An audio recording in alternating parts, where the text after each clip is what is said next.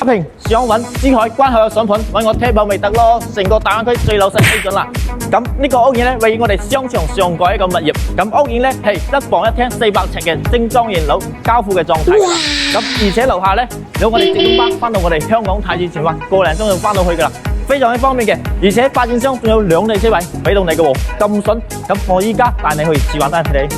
依家咧上到我哋呢個示範單位啦，咁我哋呢個屋苑咧位於商場上蓋嘅物業，咁樓下有大型購物廣場，咁咧仲有直通巴、高鐵站、輕軌站翻到我哋香港太子前灣，交通咧係非常之便利嘅。